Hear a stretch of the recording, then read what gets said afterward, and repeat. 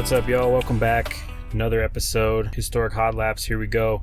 We've got quite a bit of news, quite a few race recaps, and we'll just dive into it. No particular order on these news stories as they came out, and we try to stay on top of them. But I guess first off, we did lose a racing legend over last week. Parnelli Jones passing away, 90 years of age.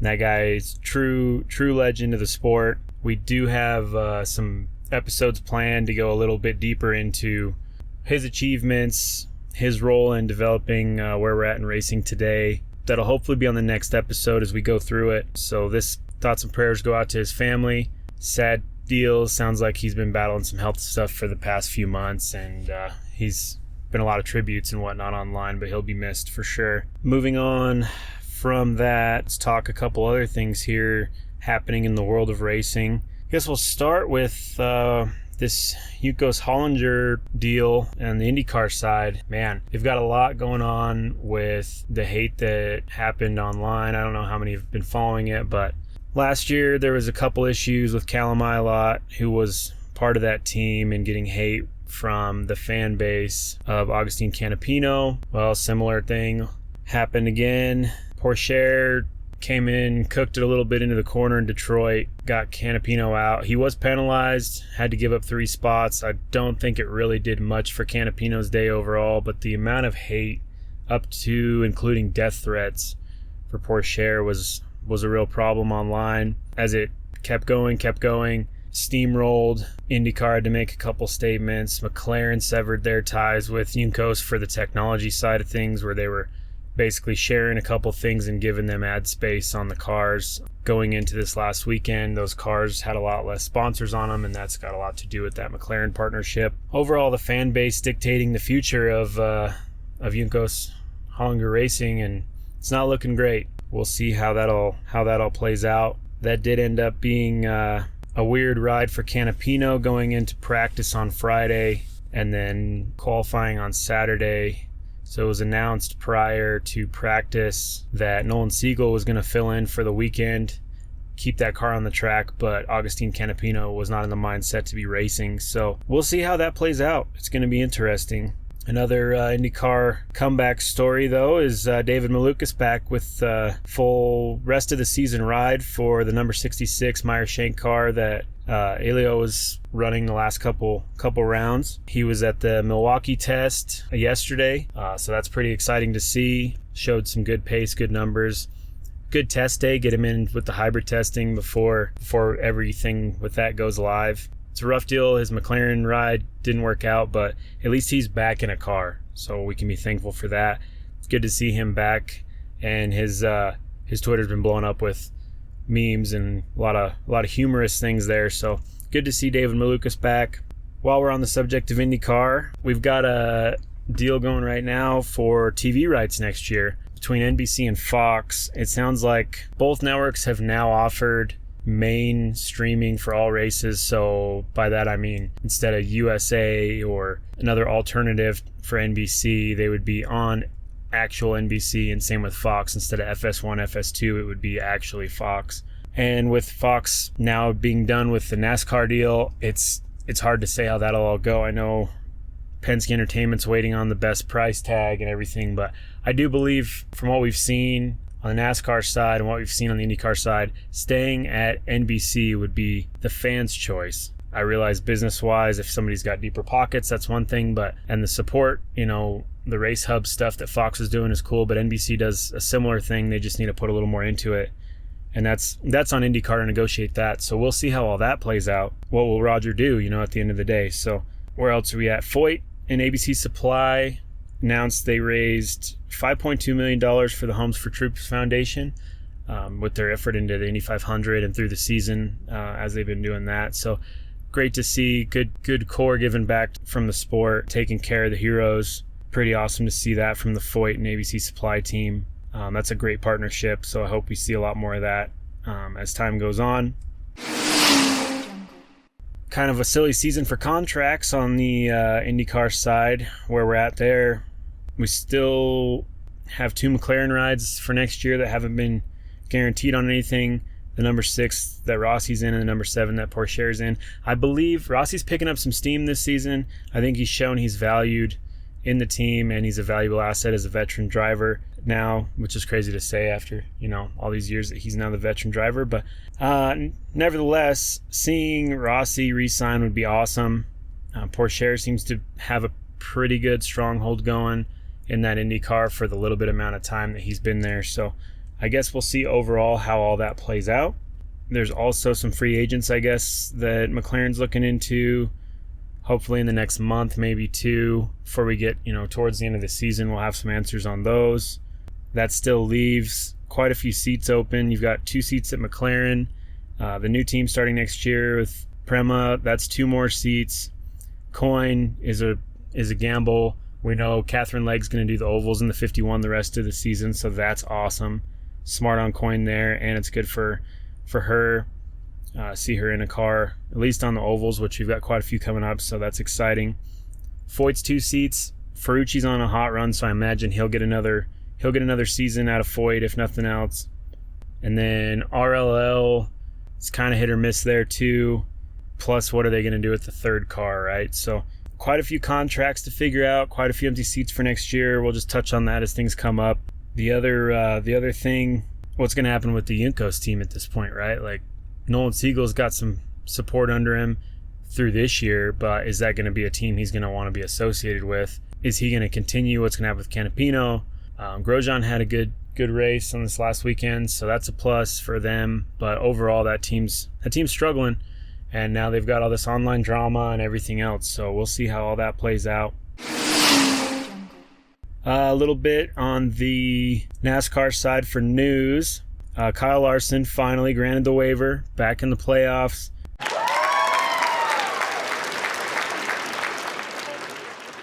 Last weekend's race shows you why he should be in the playoffs, but Kyle Larson granted the waiver. Whatever your thoughts are on that, it is what it is.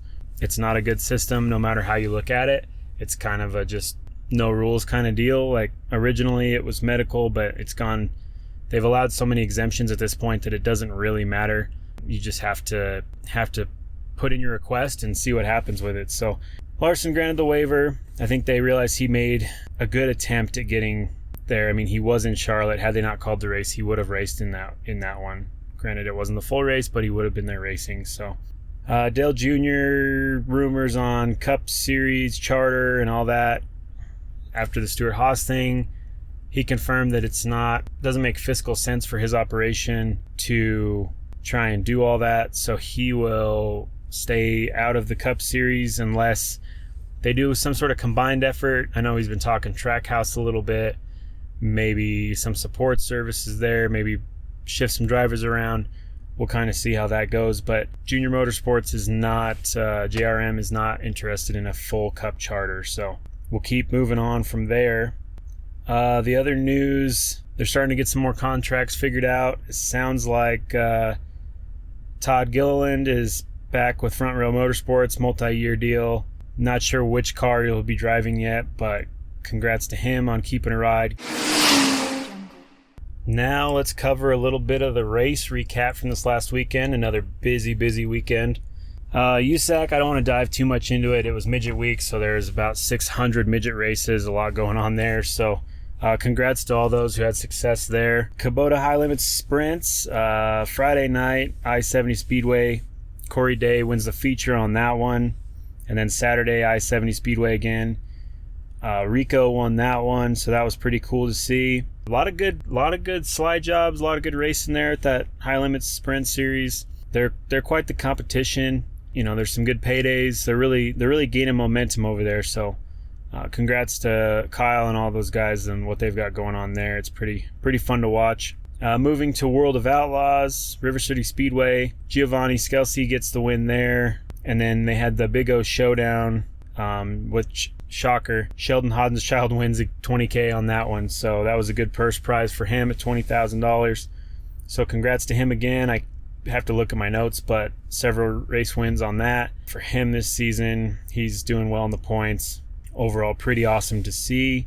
We had Indy NXT Road America. It was Road America weekend for the Indy cars. We talked about Nolan Siegel jumped out of NXT to jump over to Yukos Hollinger. So going into qualifying, Jamie Chadwick had a great qualifying session in that Andretti car. Gets her pole position, carries that momentum through the race, makes history for the first time in I believe it was 14 years, had a female win the NXT race.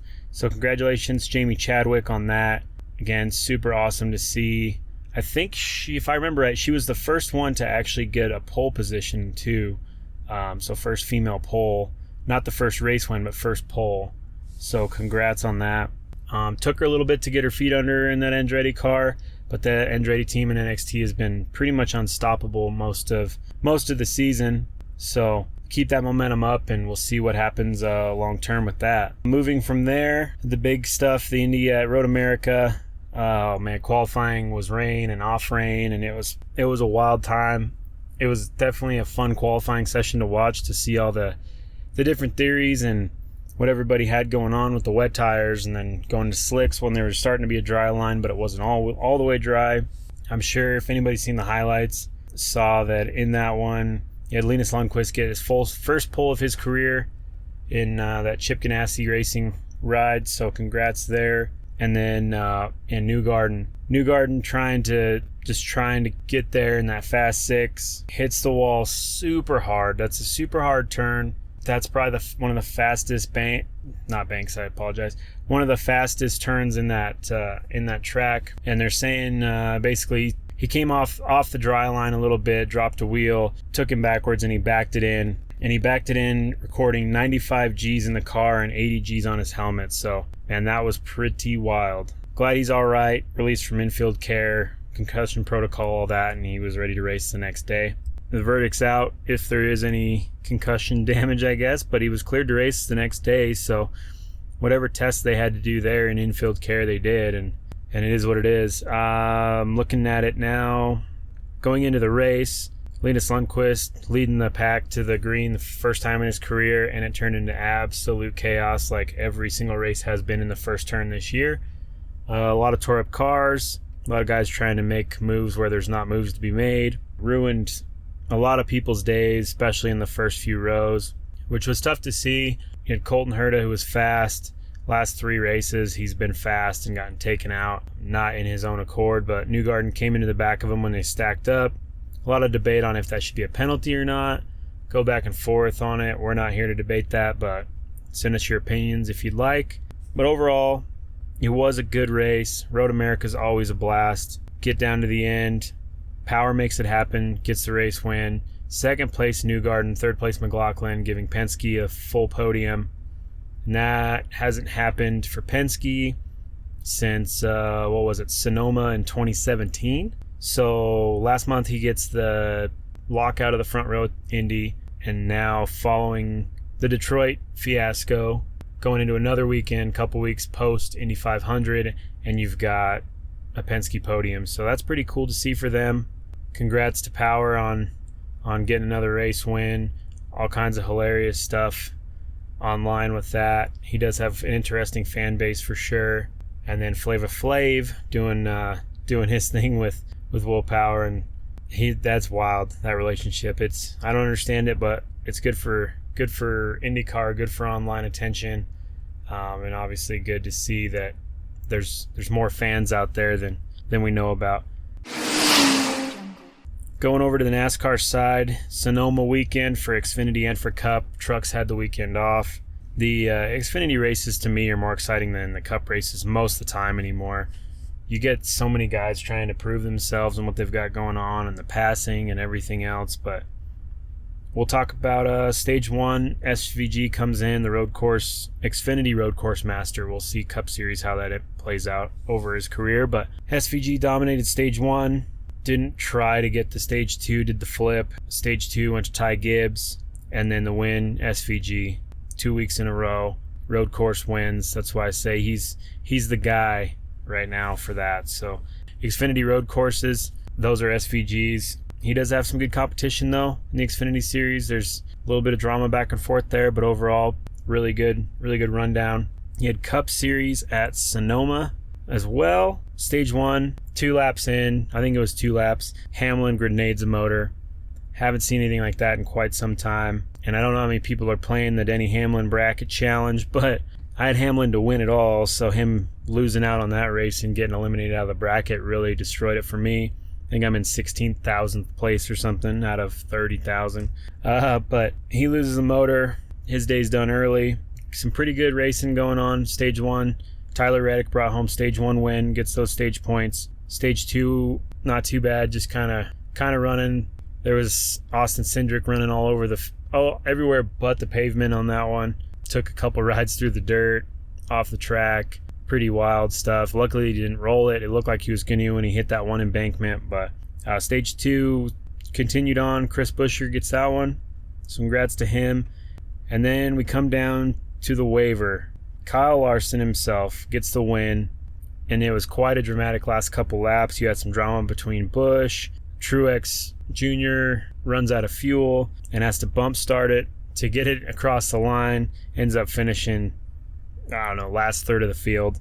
That was sad. Poor guy, just watching him try to bump start it. You can see the finish line, but he can't get there. They had a truck ready to tow him, but he kept bump starting until he got across the line. And then Kyle Busch ran out right at the line, maybe right before he was coasting, but he was also very close. Couldn't make the full cooldown lap, I don't believe, running out of fuel. So a lot of fuel things the last few weeks, which is kind of wild to see. A lot of underestimates. I don't know if it's a probe thing. Guys are just overconfident in their math, and guys are driving harder than normal. Hard to say, but it seems to be a lot more fuel-related type issues in the last few races, with Blaney kicking it off there a couple weeks ago. But that's kind of where we're at race recap-wise. A little rundown of what's been going on. Kyle Larson with the Cup Series win. SVG and the Xfinity win. Overall, NASCAR's still doing their thing. It was the last weekend of Fox running the NASCAR television side of things, so we'll see how it plays out now that we're going to be running NBC Sports. Personally, again, we talked about it a little bit ago, but I like the NBC Sports coverage a lot better.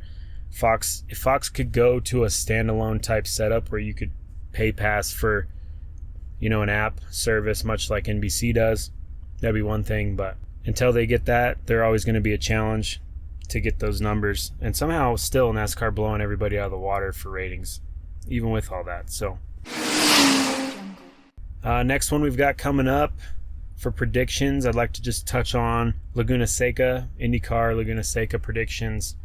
That one's gonna be interesting. That's Herta's house, though. We know the Herta success between Brian and Colton at that track. We'll see how that goes, but I do believe that that'll be another Herta thing. He's been strong every race. There's no reason he won't be strong at this one. He just needs a little luck on his side, not get mixed in with somebody else's nonsense, and hopefully we can get something out of that for Herta. So I've got Herta for the win and Laguna Seca. We'll see how that prediction pans out. You've got Cup Series going to Iowa with a repave, partial repave. I don't know how that'll be. I feel like we're going to see a lot of tore up race cars. Guys are going to get brave on the high line and the old pavement. The crossover to the new pavement's not going to be a smooth transition. Maybe they'll put some compound down. I haven't heard for sure. If anybody knows, feel free to let it out. But it's going to be pretty wild. But those are the predictions. I guess we should probably pick a race winner for Iowa. So, man, that's a tough one. I do think I want to say short track, repave. I'm going to go Chase Elliott, and I'm going to give a rival pick of also maybe a Ryan Blaney. But I'm going to say Chase Elliott gets the win at Iowa. My second pick would be Blaney. We'll see what happens. That's all we can do is just try to make some predictions and see how it goes. But send us your predictions if you'd like, historichotlapse@gmail.com.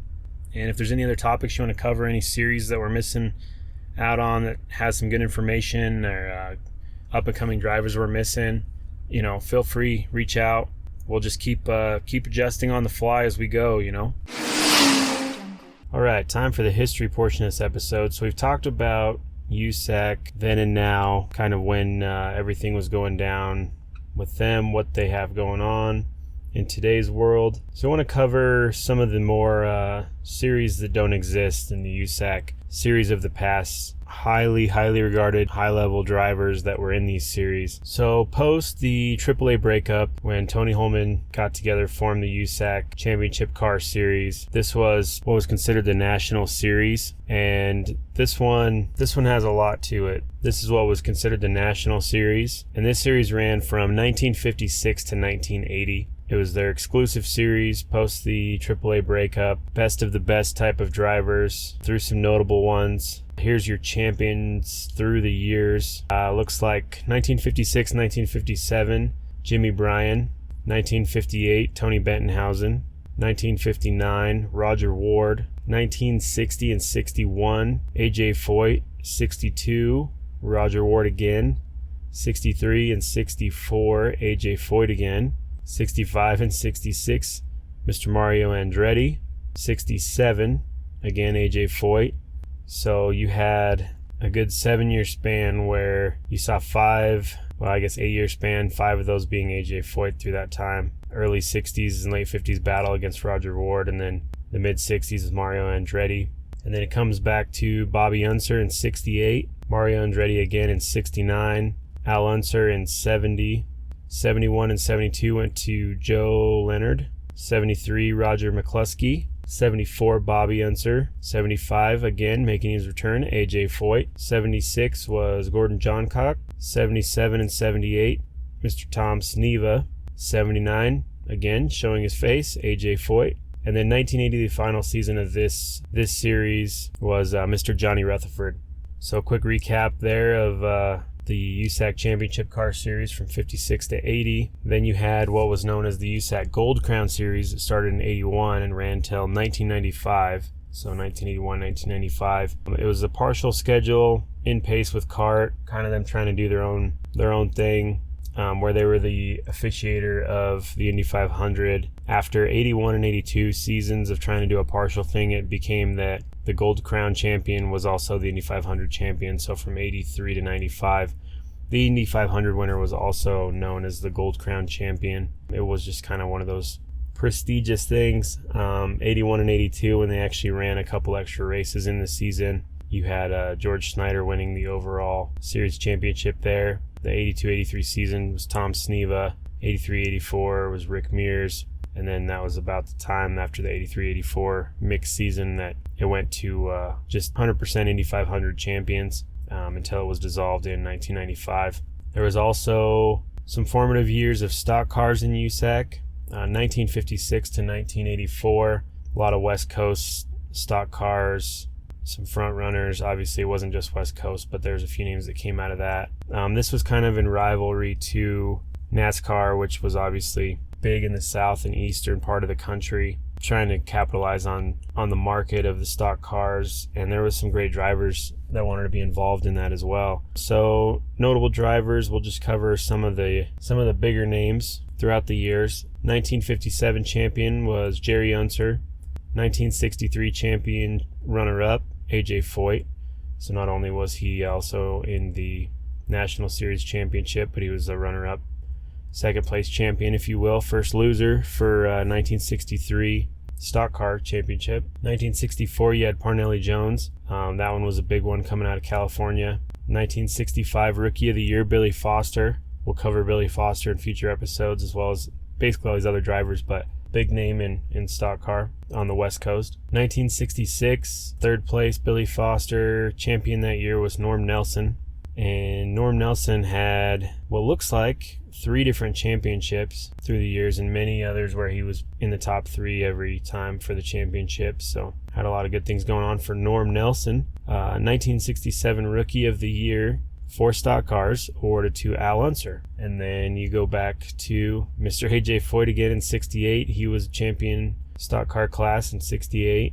70 through 74 was all 4-year champion repetitive Mr. Butch Hartmann, I believe is how it's pronounced, Hartmann. And then again in 76. So the early 70s were his years for sure. 78 79 goes back to AJ Foyt again. Kind of a cool thing off of there. The 79 Rookie of the Year and also third place in the points that year was Mr. Rusty Wallace. So that was pretty sweet to see in the record books here. Obviously, anybody who's a stock car fan knows who Rusty Wallace is. Second place in the championship in 1980 was also Rusty Wallace. Looks like 80 to 83. All those years were champed by Mr. Dean Roper. And there's a lot of good drivers in this series. Third place mention in the 81 season was Ken Schrader.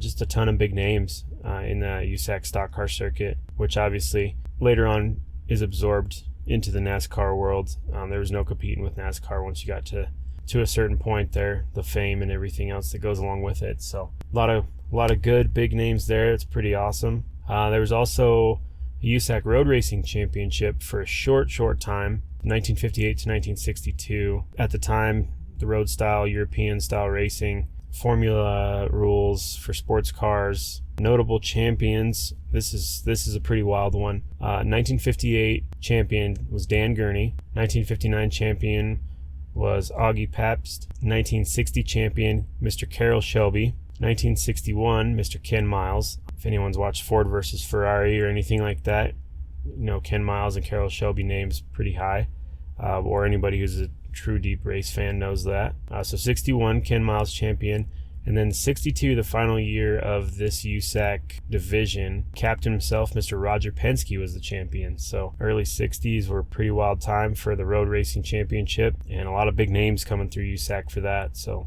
what else we got here? There was a short time for USAC trying to jump into off-road championships, kind of a play on Baja racing, if you will.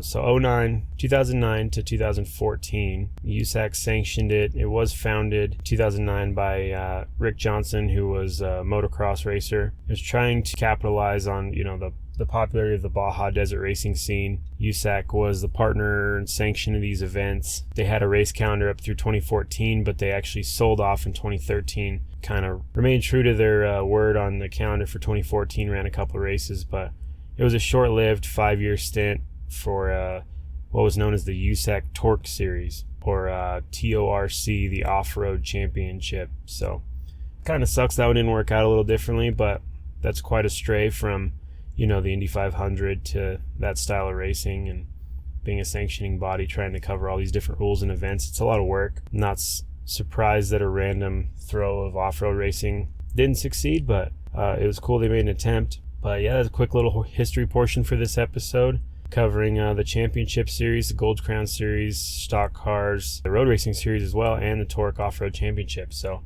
covering quite a few things, quite a lot of big names came through there, so pretty awesome to see. Thanks for tuning in again.